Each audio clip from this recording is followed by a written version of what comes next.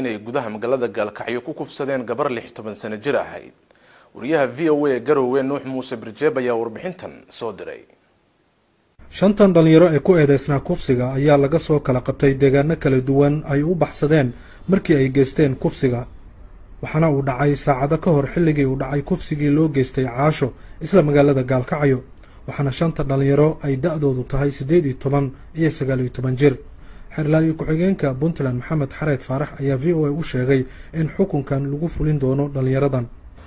kadib xafiiska xirlaalinta guud markii uu horgeeyay shanta eedeyntooda iyo dambiyada ay galeen isla markaana maxkamadda uu ka hor cadeeyay in dambiyada kufsiga dhalinyarada da'da soo koraysa ay ka dhigteen wax iska caadi ah oo aysan u arkeen dambi siiba magaalada Gaalkacyo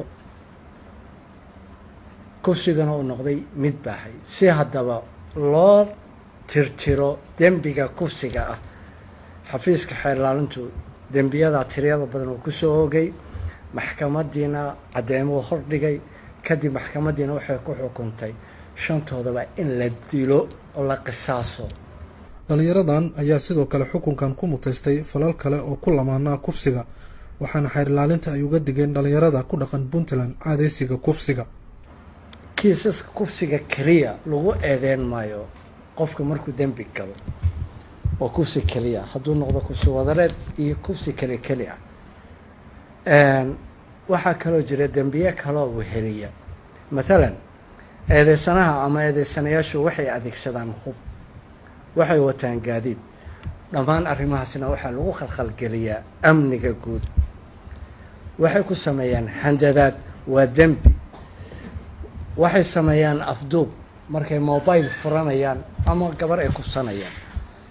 waxaan leeyahay dhalinyarada reer Puntland ee caadeystay kufsiga kuwan tusaalaha idiin noqda. shantoodaba dilka marka lagu fuliyo idinkaa ku cibna qaadan doona waana la dilayaa. haddaba naftiina hawaayinay iska daaya kufsiga. waalidka waxaan u sheegayaa inaysan ka daba iman caruurta geysta kufsiga. hadday ka daba yimaadaan ayaguna in dil toogashaa lagu xukumi doono. gabdhaha waxaan leeyahay guryaheena jooga oo wareegga iska daaya oo is ilaaliya. muddooyinkan dambe waxaa aad deegaanada Puntland ugu soo badanayay falalka la xiriira kufsiga taasoo abuurtay walaac xoogan oo ay qaybaha bulshada muujinayaan isla markaana ay dadku ku baaqayaan in la mariyo xukumo adag si xal looga gaaro caadeysiga kufsiga. sidoo kale kufsigii iyo dilkii loogu geystay gudaha magaalada Gaalkacyo Caasho Ilyas Aadan ayaa loo qabtay dad la aaminsan yahay in falkaasi ay geysteen waxaana la filayaa in sidaan oo kale loo marsiiyo sharciga maalmaha inagu soo aadan. waxaana arrinta Caasho ay noqotay dhacdadii ugu xanuunka badneed